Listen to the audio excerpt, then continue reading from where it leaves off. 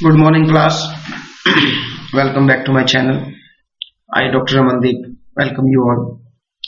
So, student, today we will be discussing the last theory of dividend policy theories, that is Modi-Gilani and Miller hypothesis or Miller approach. This is also known as approach of dividend policy. So, this is a irrelevant approach.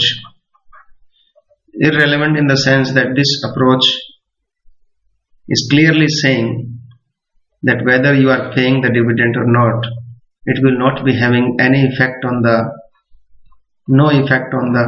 value of the firm. So guys, इससे पहले हम लोग I told you that there are three theories in dividend policy theories. तीन theories थी आपके पास. पहला आपके पास Walter model था, दूसरा गॉर्डन मॉडल था. इन दोनों ने ये कहा है कि डिविडेंड का इफेक्ट पड़ता है वैल्यूएशन के ऊपर. ये दोनों रेलेवेंट थ्योरी है. इसका मतलब ये दोनों बताती हैं कि डिविडेंड एक अच्छा फैक्टर है फर्म की वैल्यू के ऊपर. आज जो हम थ्योरी कर रहे हैं वो है अप्रोच, जो ये कहता है कि डिविडेंड का कोई रिलेशनशिप नहीं है वैल्यूएशन के साथ. आप डिविडेंड दो, चाहे रिटेन अर्निंग करो, आप चाहे कुछ भी करो, वैल्यूएशन के ऊपर कोई फर्क नहीं पड़ेगा. So let's discuss this topic in detail.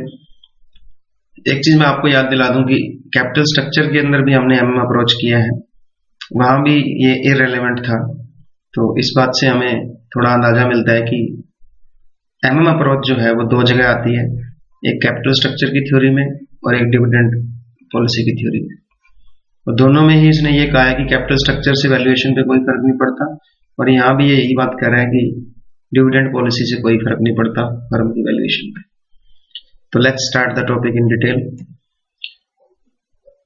Approach of dividend policy.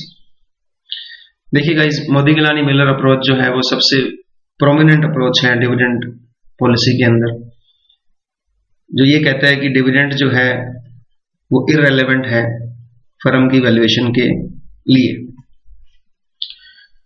सो ये कहता है कि डिविडेंड इररिलेवेंट है, मतलब डिविडेंड का और फर्म की वैल्यू का आपस में कोई रिलेशन नहीं है. ऐसा ये क्यों कहता है? क्रक्स क्या है इस थ्योरी का? मेन इसका पॉइंट क्या है? ये कहता है कि डिविडेंड पॉलिसी जो होती है एक फर्म की, ये एक पैसिव डिसीजन है. पैसिव मतलब एक्टिव डिसीजन नहीं है, ये रेजिडुअल डिसीजन है. रेजिडुअल का मतलब होता है जो लास्ट में डिसीजन बचता है. तो ये लास्ट का डिसीजन है. वैसे भी अगर हम देखें तो कैपिटल स्ट्रक्चर हमने थ्योरी की है, वो हमारा फाइनेंसिंग डिसीजन था. उससे पहले हमने कैपिटल बस्टिंग किया था.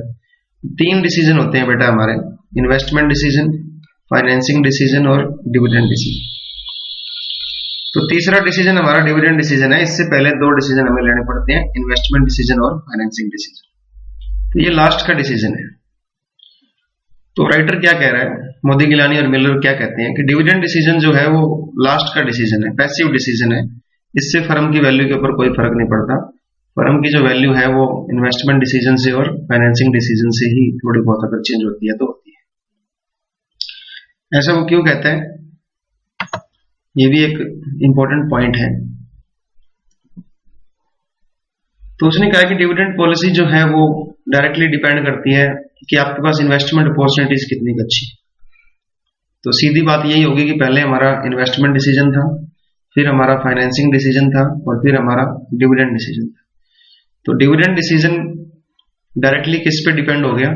सबसे पहला जो इन्वेस्टमेंट डिसीजन, क्योंकि फाइनेंसिंग डिसीजन भी तो इन्वेस्टमेंट पे डिपेंड करता है ना. आपको कितने पैसे चाहिए, सबसे पहले तो ये डिसाइड होगा इन्वेस्टमेंट डिसीजन से.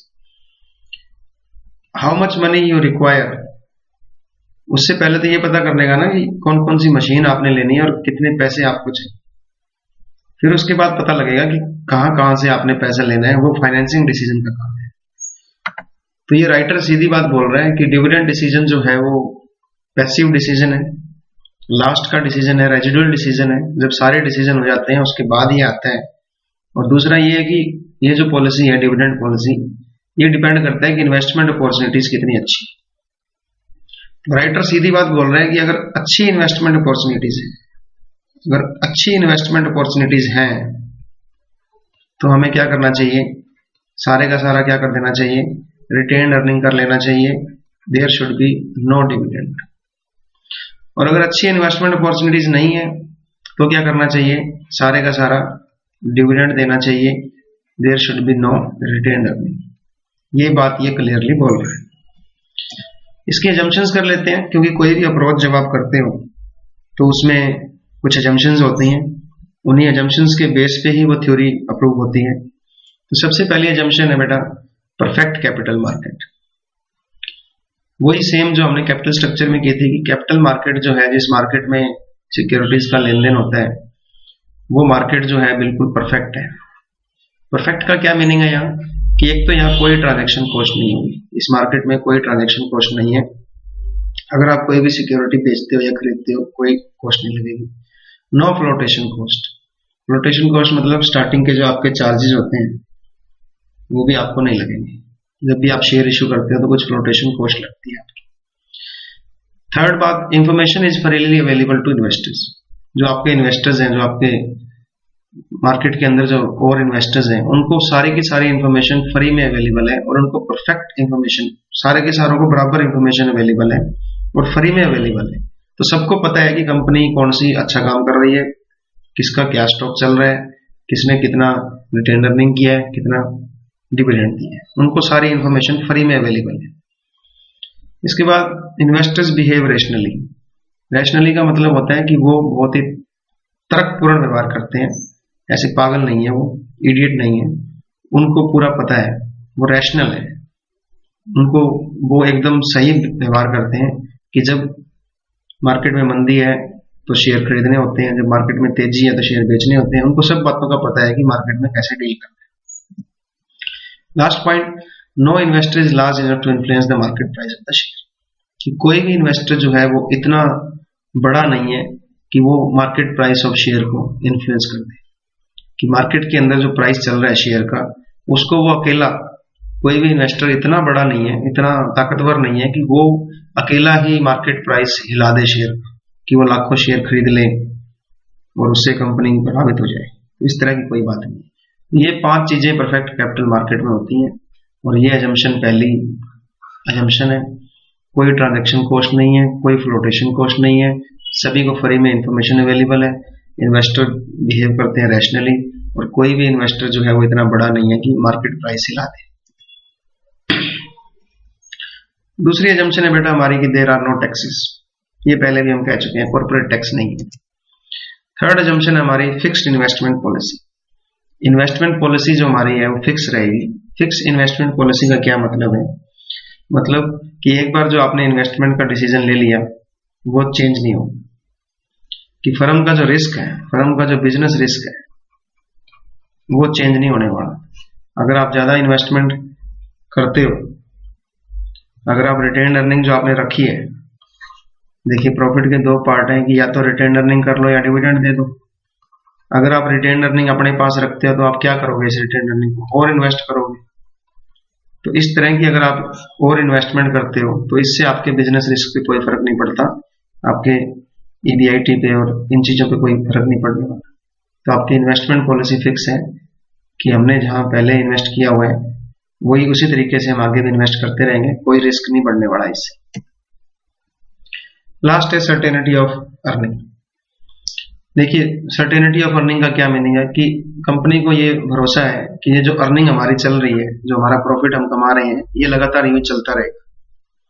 और इन्वेस्टर भी जो है उनको पता होता है कि डिविडेंड इतना मिलने वाला है, इतनी अर्निंग होने वाली है, और वो बिल्कुल शेयर प्राइस जो है, फ्यूचर में जो शेयर प्राइस होने वाला है उसको फोरकास्ट कर सकते हैं। ये एजम्पशन बाद में हमने हटा ली। तो अब बात करते हैं लॉजिक क्या है। एमएम अप्रोच किस लॉजिक के बेस पे कह रही है कि there is no effect of dividend on valuation. देखिए अगर हम बात करें, इससे पहले भी हमने जो गॉर्डन मॉडल किया था, तो गॉर्डन ने ये कहा था कि डिविडेंड देने से फर्म की वैल्यू पे फर्क पड़ता है, क्योंकि डिविडेंड जो है, कुछ इन्वेस्टर्स डिविडेंड चाहते हैं। जब कंपनी डिविडेंड देती है तो उनको अच्छा लगता है, सर्टेनिटी मिलती है उनको, करंट इनकम चाहिए उनको। हमने वहां पे एक लॉजिक देखा था, bird in the hand, A bird in the hand logic था वो, कि भैया जो मिल जाए वो बढ़िया होता है, कल की वेट मत करो, आज डिविडेंड ले लो और अपना काम चलाओ। तो एमएम अप्रोच का क्या लॉजिक है, वो किस लॉजिक के बेस पे कह रहा है कि डिविडेंड का वैल्यूएशन पे कोई फर्क नहीं पड़ता।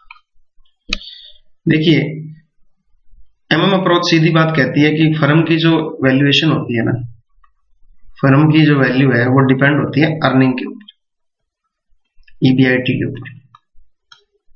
क्योंकि अगर आपको याद हो तो हमने वैल्यूएशन का फार्मूला क्या निकाला था, फर्म की वैल्यू जो थी वो हमने क्या निकाली थी, EBIT divide by overall cost of capital. मतलब ओवरऑल कॉस्ट ऑफ कैपिटल आपकी अगर सेम रहे, ये चेंज नहीं होती, तो ईबीआईटी के ऊपर ही डायरेक्टली डिपेंड करता है। तो इसका मतलब वैल्यूएशन जो है वो डायरेक्टली अर्निंग के ऊपर बेस्ड है कि आप कितना कमा रहे हो, ना कि डिविडेंड के ऊपर। और दूसरी बात इसने ये भी बोली थी कि डिविडेंड जो है वो लास्ट डिसीजन है, फाइनेंशियल मैनेजमेंट का लास्ट डिसीजन है डिविडेंड डिसीजन। क्योंकि फाइनेंशियल मैनेजमेंट में 3 डिसीजन होते हैं, इन्वेस्टमेंट डिसीजन, फाइनेंसिंग डिसीजन और डिविडेंड डिसीजन। ये डायरेक्टली इन्वेस्टमेंट डिसीजन से रिलेटेड है। तो अब ये अज्यूम करके आपको समझाने के लिए अज्यूम कर रहे हैं कि मान लो, हम लॉजिक समझाने के लिए अज्यूम कर रहे हैं एक सिचुएशन हम मान के चलते हैं कि हमारे पास अच्छी इन्वेस्टमेंट अपॉर्चुनिटी आई हुई है। तो हमारे पास जब एक अच्छी इन्वेस्टमेंट अपॉर्चुनिटी आती है तो फर्म के पास 2 अल्टरनेटिव है, 2 उसके पास उपाय हैं। पहला तो ये है कि सारी की सारी अर्निंग अपने पास रिटेन कर ले। देखिए, एक अच्छी इन्वेस्टमेंट अपॉर्चुनिटी आई है, उसके लिए 10 लाख रुपए चाहिए। अब फर्म के पास प्रॉफिट हुआ है 5 लाख रुपए का, रुपए चाहिए 10 लाख, प्रॉफिट पड़ा है 5 लाख रुपए का। तो 2 ऑप्शन है, पहला तो ये कि ये 5 लाख रुपए अपने पास रख लो। अगर देखो फर्म अपने पास पैसे रखती है तो क्या होगा, अगर फर्म अपने पास पैसे रखती है तो क्या होगा, इसको मैं आपको एक तरीके से समझाता हूं। इसका बहुत असर पड़ेगा बेटा। आपके पास एक अच्छी इन्वेस्टमेंट अपॉर्चुनिटी आई हुई है, फर्म के पास एक अच्छी अपॉर्चुनिटी है, 2 साधन है।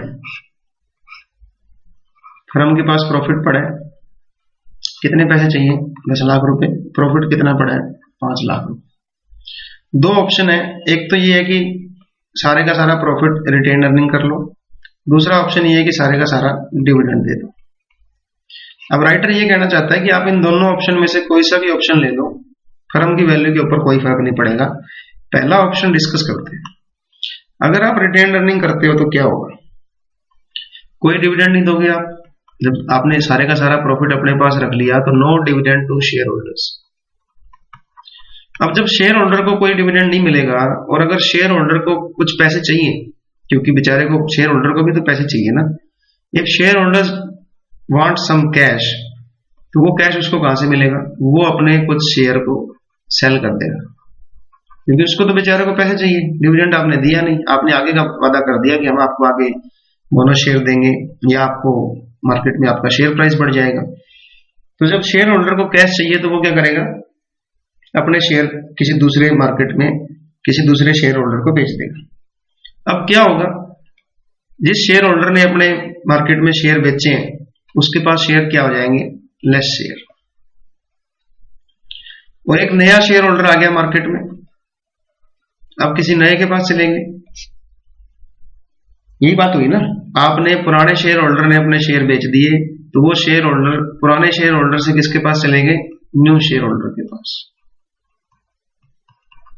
अब राइटर क्या कह रहा है कि ना ही तो फर्म को ना ही शेयर होल्डर को ना तो कोई नुकसान हुआ ना कोई फायदा हुआ, तो इससे वैल्यूएशन सेम रहेगा। कि जो आपके शेयर थे, पुराने शेयर होल्डर ने अपने शेयर बेच दिए, किसको, नए शेयर होल्डर को, तो पुराने शेयर नए शेयर होल्डर के पास चले गए, क्या फर्क पड़ा, तो ना ही तो फर्म को फर्क पड़ा और ना ही शेयर होल्डर को फर्क पड़ा। तो इसका मतलब आप डिविडेंड दो चाहे रिटेन अर्निंग करो, इससे कोई फर्क नहीं पड़ रहा वैल्यूएशन के ऊपर, क्योंकि जब आप रिटेन अर्निंग करोगे तो आप कोई डिविडेंड नहीं देते हो, शेयर होल्डर को कैश चाहिए, वो शेयर बेच देगा। जो पुराने शेयर थे वो नए शेयर होल्डर के पास चले गए, तो इससे क्या नुकसान हो गया? कोई नुकसान नहीं हुआ, ना ही कंपनी को नुकसान हुआ, ना ही शेयर होल्डर को कोई नुकसान हुआ, कोई फर्क नहीं पड़ा। अब देखो दूसरा अल्टरनेटिव। दूसरा अल्टरनेटिव क्या था कि आपके पास प्रॉफिट पड़ा है। पहला तो हमने देख लिया कि रिटेन अर्निंग करोगे तो क्या होगा। अब हम देखते हैं कि अगर आप डिविडेंड देते हो तो क्या होगा। देखिए, फर्म को 5 लाख रुपए प्रॉफिट हुआ था। फर्म को कितने रुपए चाहिए थे? 10 लाख रुपए, क्योंकि अच्छी इन्वेस्टमेंट अपॉर्चुनिटी आई हुई है। फर्म ने क्या किया? सारे का सारा डिविडेंड दे दिया। अब की बार हम क्या कर रहे हैं? सारे का सारा क्या कर रहे हैं? प्रॉफिट डिविडेंड दे रहे हैं। तो फर्म डिविडेंड दे देगी किसको? शेयर होल्डर्स को। ठीक है जी, शेयर होल्डर आपके खुश हो गए। अब शेयर होल्डर को तो कैश मिल गया, शेयर होल्डर को तो डिविडेंड मिल गया, बट कंपनी को क्या नुकसान हुआ? कंपनी को यह नुकसान हुआ कि कंपनी के पास अब कैश नहीं है, नो कैश। किसके पास? फर्म के पास या कंपनी के पास। कैश किस लिए चाहिए था उसको? ये 10 लाख रुपए की इन्वेस्टमेंट अपॉर्चुनिटी जो आई हुई थी उसके लिए कैश चाहिए था। तो अब इस इन्वेस्टमेंट अपॉर्चुनिटी को कैश करने के लिए, इसको फायदा उठाने के लिए, इस अपॉर्चुनिटी का फर्म क्या करेगी? नए शेयर इशू करेगी। New shares will be issued by firm. Firm को तो पैसा चाहिए ना भाई, तो फर्म नए शेयर इशू करेगी। ठीक है, शेयर होल्डर को तो कैश मिल गया, बट जब नए शेयर इशू करोगे तो शेयर होल्डर बढ़ गए आपके। जब शेयर होल्डर और बढ़ गए, मान लो पहले आपके पास 10,000 शेयर होल्डर थे, अब कंपनी को कैश चाहिए तो उसने 5,000 शेयर और इशू कर दिए, तो 15,000 शेयर होल्डर हो गए। पहले 10,000 थे, अब 15,000 हो गए। तो जब शेयर होल्डर ज्यादा होते हैं तो प्रेजेंट वैल्यू ऑफ जो शेयर है वो कम हो जाती है। शेयर की जो प्रेजेंट वैल्यू है वो कम हो जाएगी। तो इसका मतलब यहां जो आपको डिविडेंड मिला था, शेयर होल्डर को एक बार फायदा हुआ, उसका न्यूट्रलाइज कहां इफेक्ट हो गया? वो जो शेयर होल्डर की वैल्यू कम हुई, तो अल्टीमेटली क्या होगा? फर्म की वैल्यू सेम रहेगी। अगर आपकी पहले वैल्यू 50 लाख थी तो अब भी वो 50 लाख ही रहेगी। क्यों? क्योंकि इधर आपने डिविडेंड दे दिया, ठीक है, शेयर होल्डर को फायदा पहुंचा दिया, बट वो नुकसान कहां हो गया? जो प्रेजेंट वैल्यू ऑफ शेयर कम होगी। शेयर की प्रेजेंट वैल्यू कैसे कम होगी? क्योंकि पहले तो वो 10,000 शेयर होल्डर थे, अब कितने हो गए? 15,000। तो इससे आपको वहां पे जो आपने फायदा किया था वो अब कम हो गया। क्लियर? तो फर्म के पॉइंट ऑफ व्यू से कहां नुकसान हुआ कि उसको नए शेयर इशू करने पड़े। शेयर होल्डर के पॉइंट ऑफ व्यू से कोई फर्क नहीं है, आप डिविडेंड दो या रिटेन अर्निंग करो, वहां उसको नुकसान हो गया। तो हमें क्या पता लगा? हमें यह पता लगा कि जब कंपनी को प्रॉफिट होता है तो चाहे वो रिटेन अर्निंग कर ले, चाहे वो डिविडेंड दे दे, कोई फर्क नहीं पड़ेगा वैल्यूएशन के ऊपर। कैसे? रिटेन अर्निंग करेगी तो कोई डिविडेंड नहीं मिलेगा, डिविडेंड नहीं मिलेगा तो शेयर होल्डर को कैश चाहिए। कैश करने के लिए वो क्या करेगा? मार्केट में अपने शेयर बेच देगा। शेयर बेच देगा तो नए शेयर होल्डर आ जाएंगे। जो पुराना शेयर था वो नए शेयर होल्डर के पास चला गया, तो शेयर इधर उधर हो रहे हैं, वैल्यू के ऊपर कोई फर्क नहीं पड़ रहा। अगर आप डिविडेंड देते हो तो शेयर होल्डर को तो कैश मिल गया, उसकी तो बल्ले बल्ले है। अब फर्म को जो कैश चाहिए, फर्म को कैश क्यों चाहिए? क्योंकि उसके पास एक इन्वेस्टमेंट अपॉर्चुनिटी आई हुई है। फर्म कैश लेने के लिए क्या करेगी? नए शेयर इशू कर देगी। जब नए शेयर इशू करोगे तो टोटल जो शेयर होल्डर है वो इंक्रीज हो गए। टोटल शेयर जब इंक्रीज हो जाएंगे तो present value of cash share जो है वो कम हो जाएगी और अल्टीमेटली वैल्यू जो है वो सेम पड़ जाएगी। तो ये इसका क्या था? लॉजिक था एमएम अप्रोच में। अब हम इसको समझते हैं। ये हमने डिस्कस कर लिया सारा। सेकंड अल्टरनेटिव होगा तो क्या होगा? इलस्ट्रेशन देखते हैं। इलस्ट्रेशन देखो क्या है। एक कंपनी के पास फिलहाल 50,000 आउटस्टैंडिंग शेयर है, मतलब टोटल शेयर कितने हैं? 50,000 और 100 रुपये का एक शेयर है। फर्म को एक्सपेक्ट है कि उसकी अर्निंग होगी अब की बार 4 लाख रुपए और 5 रुपए पर शेयर उसने डिविडेंड देने हैं। और नई इन्वेस्टमेंट अपॉर्चुनिटी आई हुई है 12 लाख की। कॉस्ट ऑफ कैपिटल जो है वो 10% है। तो हमें एमएम अप्रोच के थ्रू ये दिखाना है कि डिविडेंड देने से कोई वैल्यू पे फर्क नहीं पड़ेगा। तो हम दो कंडीशन लेके चलेंगे। पहली कंडीशन जब आप डिविडेंड दे देते हो, दूसरी कंडीशन जब आप डिविडेंड सॉरी जब आप डिविडेंड नहीं देते। पहले क्वेश्चन को समझते हैं कि क्वेश्चन क्या कहना चाह रहा है। अगर हमें क्वेश्चन समझ में आ गया तो हम काफी समझ जाएंगे। क्वेश्चन क्या कह रहा है? क्वेश्चन ये कह रहा है बेटा कि फर्म के पास 50,000 शेयर है, 100 रुपए का एक है। फर्म की जो अर्निंग है, प्रॉफिट कितना कमाया फर्म ने? 4 लाख रुपए। डिविडेंड कितना देने का वादा कर रखा है? 5 रुपये पर शेयर। इसका मतलब कितना डिविडेंड जाएगा टोटल? क्योंकि 50,000 शेयर है तो 2,50,000 की आपने डिविडेंड देनी। इन्वेस्टमेंट कितने की करनी है? 12 लाख रुपीस की मार्केट में अपॉर्चुनिटी आई हुई है। कॉस्ट ऑफ इक्विटी कितना है? 10%। अब देखिए, आपको 12 लाख रुपए की इन्वेस्टमेंट अपॉर्चुनिटी आई हुई है, तो आपके पास दो ऑप्शन है कि सारे का सारा रिटेन अर्निंग कर लो, क्या ये 4 लाख रुपए सारे के सारे अपने पास रख लो, या फिर सारे का सारा प्रॉफिट जो है वो डिविडेंड दे दो। कितना डिविडेंड कितना दे सकते हो? मैक्सिमम 2,50,000। 250 दे सकते हो ना, 50,000 शेयर है, 5 रुपए डिविडेंड देना है। तो अगर सारे का सारा रिटेन अर्निंग अपने पास रखोगे तो क्या होगा?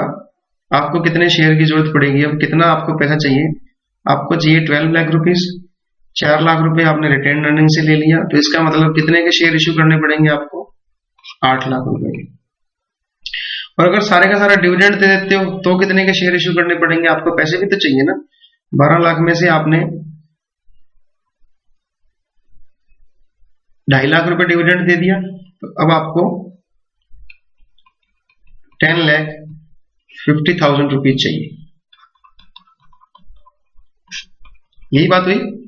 अगर डिविडेंड नहीं देते हो तो आपको 8 लाख रुपए नए शेयर इश्यू करने पड़ेंगे, इधर आपको 10,50,000 के शेयर इश्यू करने पड़ेंगे। तो इसको समझते हैं, और इन दोनों ही केसेस में फर्म की वैल्यू सेम रहेगी। देखना आप, इस केस में भी फर्म की वैल्यू सेम आएगी, इस केस में भी फर्म की वैल्यू सेम आएगी।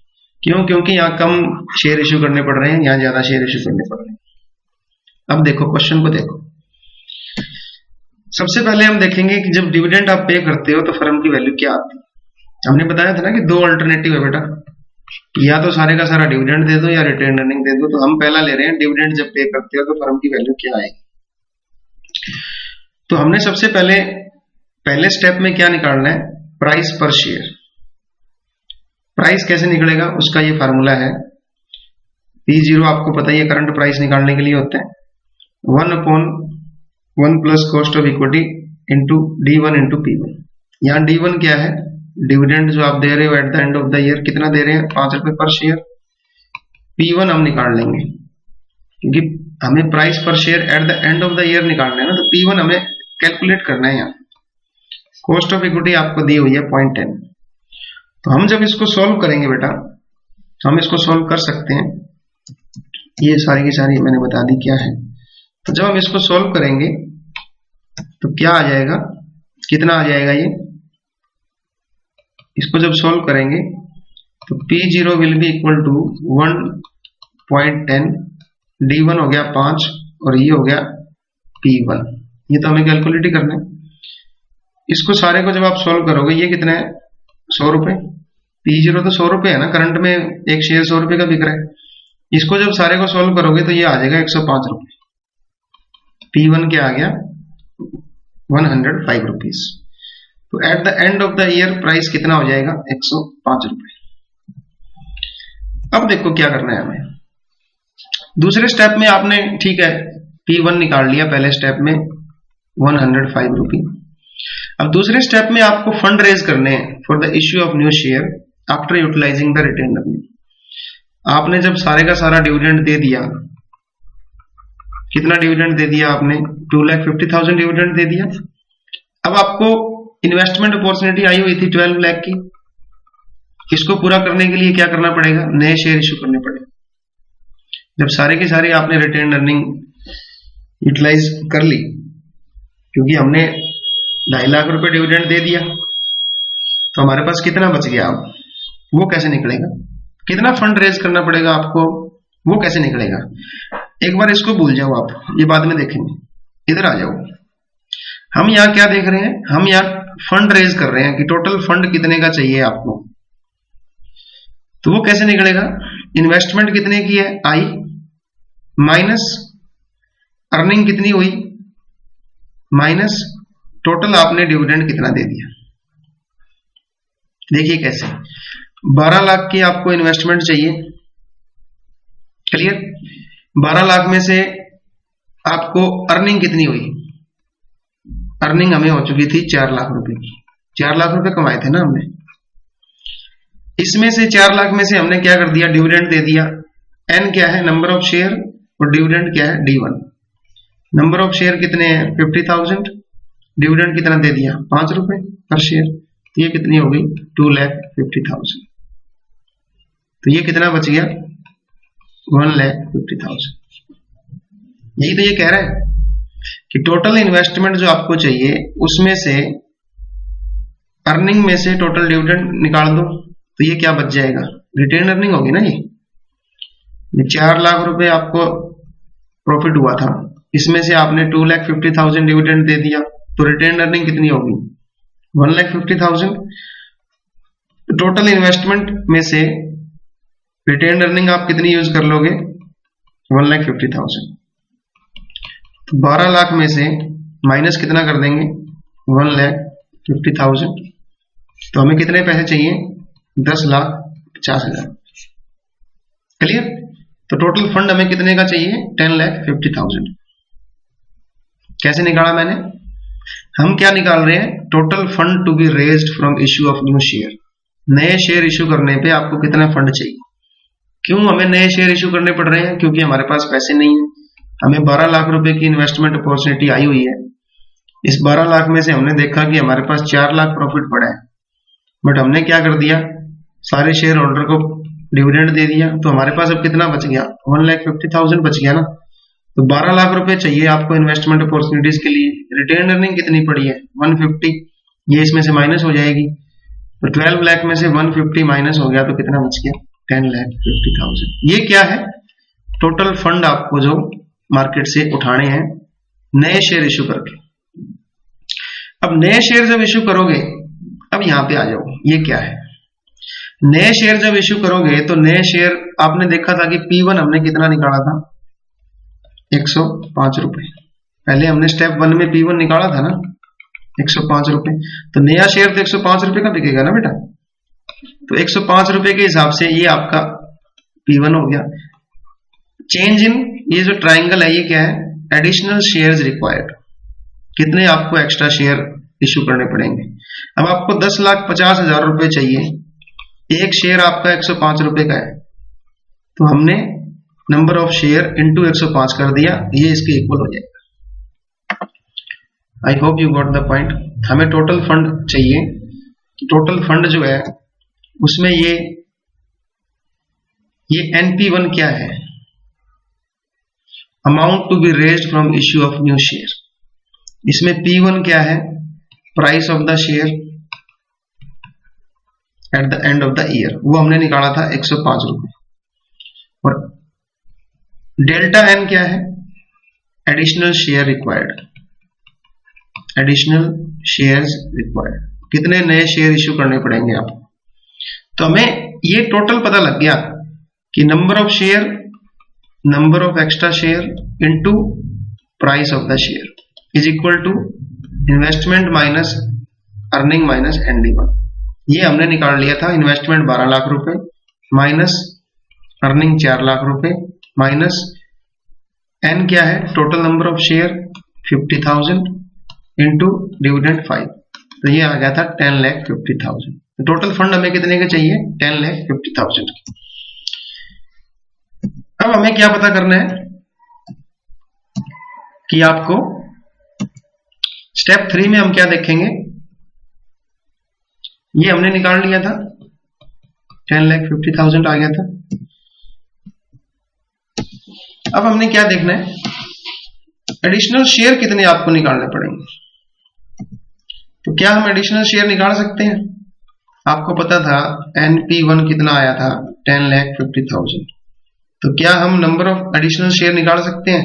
इस P1 को नीचे ले जाओ, P1 कितना है 105, तो 10,50,000 को जब 105 से डिवाइड करोगे तो 10,000 शेयर आता है। इसका मतलब आपको 10,000 नए शेयर इश्यू करने पड़ेंगे, किस रेट के ऊपर? At the rate 105 rupees. तो हमें पता लग गया कि नए शेयर कितने इश्यू होंगे? 10,000। अब बात करते हैं वैल्यू ऑफ द फर्म की। तो लास्ट में वैल्यू ऑफ द फर्म कैसे निकलेगी? वैल्यू ऑफ द फर्म निकलेगी बेटा, ये फार्मूला है वैल्यू ऑफ द फर्म का, number of share into price is equal to total number of share पहले कितने थे प्लस में आपने एक्स्ट्रा कितने इश्यू कर दिए, इन सबको P1 से मल्टीप्लाई करेंगे क्योंकि ये हमारी एंड ऑफ द वैल्यू 105 रुपए का शेयर बन रहा है, minus investment plus earning divide by 1 plus cost of equity. ये कह रहा है कि जब आपने, देखिए ये अब हम क्या कर रहे हैं, देखिए हमने सारे की सारी रिटेन अर्निंग नहीं की, हमने क्या किया, सारे का सारा डिविडेंड दे दिया। डिविडेंड देने से कंपनी को कैश चाहिए, क्योंकि कंपनी के पास कैश नहीं है, कंपनी को क्या करना पड़ेगा, नए शेयर इश्यू करने पड़ेंगे। तो हमें शेयर इश्यू करने पे पता लगा कि हमें 10,50,000 रुपए और चाहिए, और ये 10,50,000 रुपए जो है हमें कहां से मिलेंगे, हमें 10,000 नए शेयर इश्यू करने पड़ेंगे। तो बेटा अब टोटल वैल्यू निकालनी है, तो हम निकाल सकते हैं टोटल वैल्यू कैसे, कि पहले कितने शेयर पड़े थे 50,000, वो क्या हो गया n, प्लस में नए शेयर कितने इश्यू किए 10,000, वो क्या होगा डेल्टा n नए शेयर। तो टोटल 60,000 शेयर हो गए, कितने के बिकेंगे मार्केट में, P1 क्या है 50,000, P1 क्या है 105 रुपी। तो ये तो आपकी होगी टोटल की टोटल जो शेयर की वैल्यू है। इसमें से माइनस कर दो, आपको इन्वेस्टमेंट कितने की करनी है 12 लाख रुपए की, आपके पास अर्निंग कितनी पड़ी है 4 लाख रुपए, इस सारे को डिवाइड कर दो 1 प्लस के ई से। आई होप यू अंडरस्टैंड। दोबारा देख लो, हमें क्या निकालनी है फर्म की वैल्यू, उसका ये फार्मूला होता है कि आपके पास टोटल कितने शेयर पड़े हैं, मार्केट में प्राइस क्या चल रहा है, इन्वेस्टमेंट कितने की करोगे और अर्निंग कितने की है। इन्वेस्टमेंट को माइनस कर दिया, अर्निंग जो आपको हुई है उसको प्लस कर दिया, डिवाइड कर दिया 1 प्लस के ई से। तो पहले शेयर कितने थे 50,000, ये आपका n हो गया। अब कितने शेयर इश्यू करने पड़े 10,000 को हमने निकाला था, शेयर का प्राइस क्या है 105 रुपए, माइनस इन्वेस्टमेंट कितनी कर रहे हो 12 लाख रुपए, प्लस अर्निंग कितनी हुई है 4 लाख। इस सारे को डिवाइड कर दो 1 प्लस 0.10 से, तो ये बेटा वैल्यू आ जाएगी आपकी 50 लाख। तो जब आप सारे का सारा डिविडेंड दे रहे हो तो फर्म की वैल्यू कितनी आई 50 लाख, याद रखना है इसको। अब हम दूसरा केस देखेंगे, जब फर्म क्या कर रही है, सारे का सारा रिटेन अर्निंग कर रही है when dividends are not paid. पहले केस में हमने क्या देखा कि फर्म को जो प्रॉफिट हुआ है उसके दो पार्ट होते हैं, या तो सारे का सारा डिविडेंड दे दो या सारे का सारा रिटेन अर्निंग कर लो। जब हमने डिविडेंड दिया तो वैल्यू कितनी निकाली हमने 50 लाख। अब हम देखते हैं कि सारे का सारा जब रिटेन अर्निंग करते हो तो वैल्यू कितनी है। तो वही सेम स्टेप चलेंगे, पहले स्टेप में प्राइस निकाल लो, P1 निकालना है हमने, कैसे निकलेगा वही same step, P0 is equal to D1 plus P1 1 plus K। इसको सॉल्व करके देखें,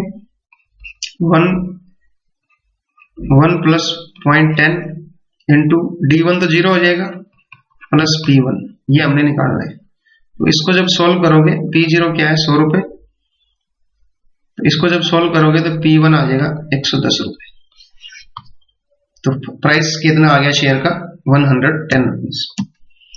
अब हमें क्या करना है, क्योंकि स्टेप 1 में हमने प्राइस निकाल लिया और हम क्या कर रहे हैं सारे का सारा रिटेन अर्निंग कर रहे हैं। कितनी रिटेन अर्निंग हो जाएगी 4 लाख रुपए। अब आपको कितने के फंड चाहिए, फंड आपको चाहिए 12 लाख रुपए फंड चाहिए था टोटल, 4 लाख रुपए आपकी रिटेन अर्निंग है तो हमें चाहिए 8 लाख। तो हमें 8 लाख के नए शेयर इश्यू करने पड़ेंगे। टोटल अमाउंट कितने का है, कितना टोटल अमाउंट, ये टोटल अमाउंट है बेटा, टोटल अमाउंट रिक्वायर्ड कैसे निकलेगा, investment minus earning into dividend. Investment कितने की है बेटा 12 लाख रुपए की, माइनस अर्निंग कितने की है 4 लाख रुपए की, टोटल डिविडेंड कितना दिया है 0, क्योंकि डिविडेंड दे ही नहीं रहे, तो कितने का हमें अमाउंट चाहिए 8 लाख रुपए का। वही सेम स्टेप कर रहे हैं हम। ये क्या है, प्राइस क्या चल रहा है 110 रुपए, और डेल्टा एन क्या है, कितने शेयर आपको चाहिए, तो 8 लाख रुपए हमें चाहिए। तो जब हमारे पास ये आ गया, ये कितना आ गया हमारे पास, टोटल अमाउंट कितना, ये क्या है बेटा टोटल अमाउंट चाहिए आपको कितना 8 लाख रुपए। तो जब डेल्टा NP1 आपका 8 लाख रुपए आ गया, टोटल अमाउंट आपको 8 लाख चाहिए, तो क्या हम नंबर ऑफ शेयर निकाल सकते हैं? इस P1 को नीचे ले जाओ, P1 कितना था 110 रुपए, तो यहां से हमें पता लग जाएगा कितने शेयर चाहिए आपको 7273 अप्रोक्सीमेटली। अब आपको कितने शेयर इश्यू करने पड़ेंगे 7273। क्यों? क्योंकि आपने डिविडेंड नहीं दिया, सारे का सारा अपने पास रख लिया। तो इसमें पिछली बार हमें 10,000 शेयर निकालने थे नए, अब हमें कितने निकालने हैं 7,273, 7273।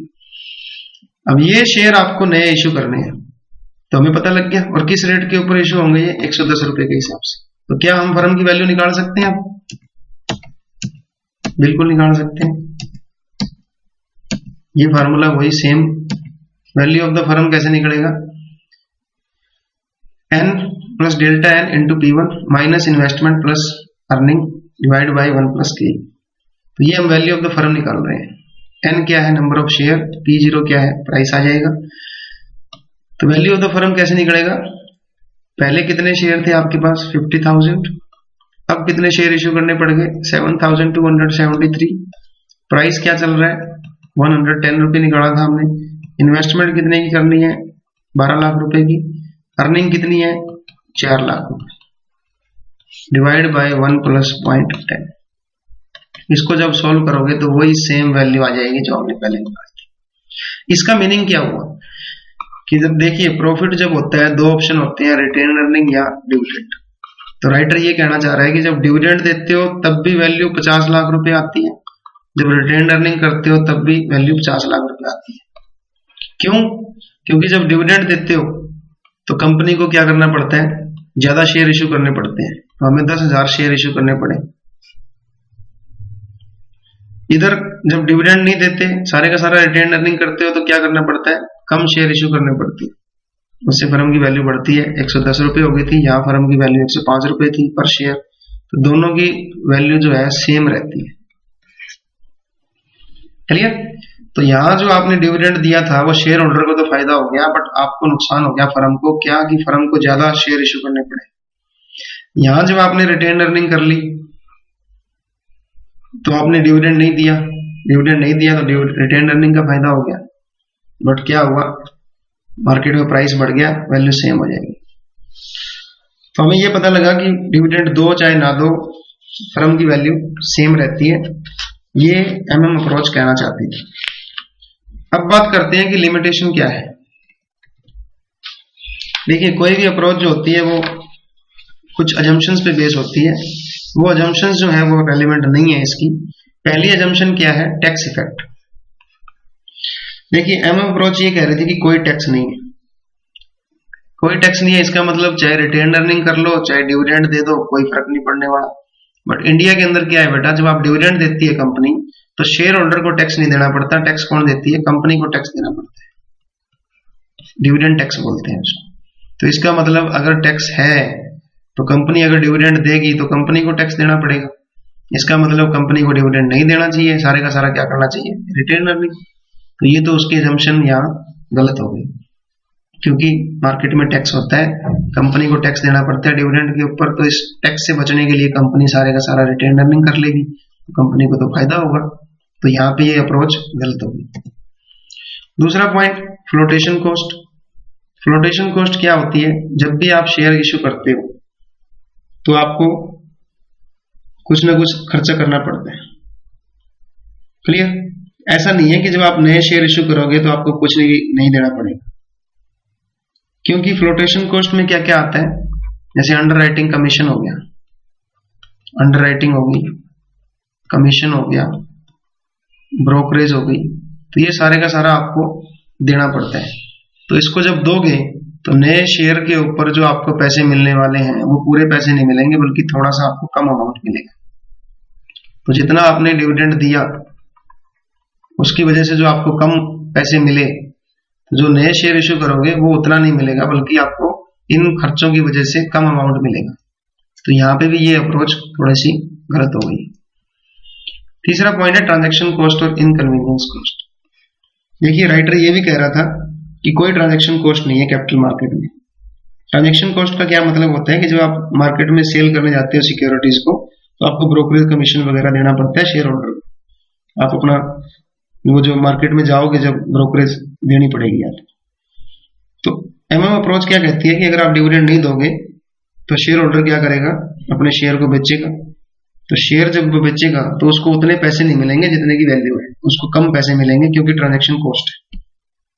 दूसरा ये कि इतना आसान नहीं होता शेयर को बेचना, इनकन्वीनियंस भी होती है, मतलब कुछ परेशानी उठानी पड़ती है जब भी आप सिक्योरिटी बेचने जाते हैं। क्यों? क्योंकि आपको सही प्राइस ढूंढना होता है, सही उसका विक्रेता ढूंढना होता है, सही टाइम का इंतजार करना होता है, मार्केट में अप डाउन चल रहा है तो उसके हिसाब से। तो ये भी यहाँ पे गलत इसकी अजम्पशन है। फिर उसके बाद आता है इंस्टीट्यूशनल रिस्ट्रिक्शंस, कि आप एमएम अप्रोच क्या कह रही है, आप डिविडेंड दो चाहे रिटेन अर्निंग करो कोई फर्क नहीं पड़ता, बट फर्क पड़ता है किनको, इंस्टीट्यूशनल इन्वेस्टर्स होते हैं। इंस्टीट्यूशनल इन्वेस्टर्स कौन से होते हैं? जो बड़े इन्वेस्टर होते हैं, जैसे एलआईसी हो गया, आईडीबीआई हो गया, आईसीआईसीआई हो गया। ये जो है ना, ये बेटा ऐसी कंपनियों में इन्वेस्ट करना पड़ता है इनको जो डिविडेंड देती है। यहां तक कि अगर आप एलआईसी की पॉलिसी देखो, एलआईसी उन कंपनीज में इन्वेस्ट करना पड़ता है उनको जिन्होंने कम से कम 4% डिविडेंड दिया हो।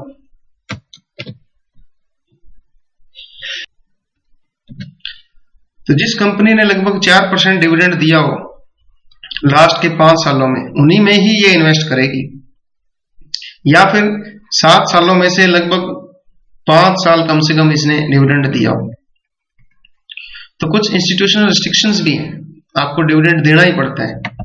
तो अगर आपको बड़ी बड़ी कंपनियों, इन कंपनियों में आप चाहते हो कि ये कंपनियां आपके शेयर खरीदें, तो आपको डिविडेंड देना ही पड़ेगा। उसके बाद है नियर वर्सेस डिस्टेंस डिविडेंड। देखिए जी, हमने गोल्डन मॉडल में भी पढ़ा था।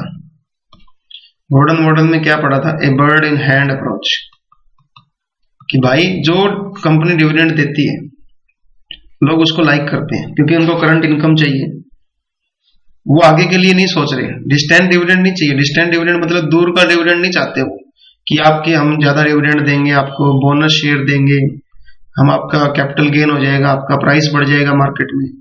तो लोग क्या पसंद करते हैं? Near dividend. तो यहाँ पे भी ये थ्योरी फेल हो जाती है। फिर उसके बाद है इंफॉर्मेशनल यूटिलिटी ऑफ डिविडेंड, कि जब भी कोई कंपनी डिविडेंड देती है तो इससे मार्केट में एक सिग्नल जाता है कि कंपनी की पोजीशन अच्छी है और कंपनी रेगुलर डिविडेंड देती है, भी कंपनी अच्छा प्रॉफिट कमा रही है। अगर मान लो कोई कंपनी 5 रुपए डिविडेंड दे रही थी तो इसने इसको 7 रुपए कर दिया है, तो इससे अच्छा सिग्नल जाता है कि कंपनी की जो प्रॉफिटेबिलिटी है बढ़ रही है और आगे भी बढ़ती रहेगी। तो डिविडेंड पॉलिसी में अगर आप चेंज करते हो तो मार्केट प्राइस में भी चेंज होता है। तो इसका मतलब एमएम की जो थ्योरी थी वो यहाँ पे इररिलेवेंट हो गई है। Last point, sale of new share at the low price. हमने आपको भी क्वेश्चन में क्या करवाया था कि आपने 10,000 शेयर इश्यू करने हैं या 7,273 शेयर इश्यू करने हैं, तो इनको आप सेम प्राइस पे इश्यू कर दोगे जो प्राइस निकाला था। ऐसा नहीं होता है। सेम प्राइस पे शेयर होल्डर क्यों लेगा? वो तो तब लेगा, सेम प्राइस पे तो मार्केट से ले लेगा, पुराने शेयर होल्डर से। तो अगर आपको शेयर बेचने हैं नए, तो आपको कम प्राइस पे बेचने पड़ेंगे। जब आपको कम प्राइस पे बेचने पड़ेंगे तो वो मामला गड़बड़ हो गया। इसका मतलब यहाँ पे भी ये थ्योरी, आपकी असम्पशन जो है वो सही नहीं है। तो आपको ज्यादा पैसे रखने पड़ेंगे अपने पास, ना कि डिविडेंड देना पड़ेगा। तो ये सारे कुछ पॉइंट्स थे जो बताते हैं कि एमएम अप्रोच की कुछ लिमिटेशन है। इन पॉइंट्स को मैं एक बार दोबारा आपको रिवाइज करवा देता हूँ ताकि आपको याद रह जाए।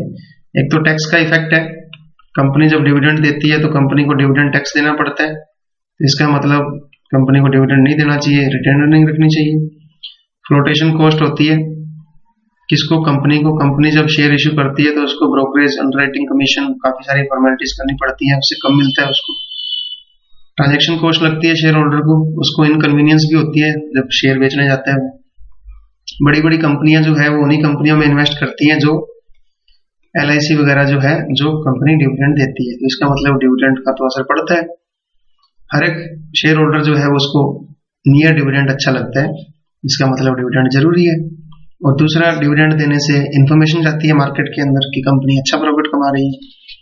लास्ट पॉइंट है कि आपको शेयर जो है वो कम प्राइस पे बेचना पड़ेगा, आप उसी प्राइस पे नहीं बेच सकते जो आप पहले दे रहे थे। तो ये सब लिमिटेशंस थी, फिर भी ये अप्रोच बहुत पॉपुलर है, इस अप्रोच को हमें ढंग से समझना चाहिए। सो आपने इस लेक्चर को इतने ध्यान से सुना, उसके लिए I am very thankful to you. फिर भी आपको अगर कोई क्वेरी है तो प्लीज आप कमेंट कीजिए या आप मुझसे कांटेक्ट कीजिए। Thank you so much.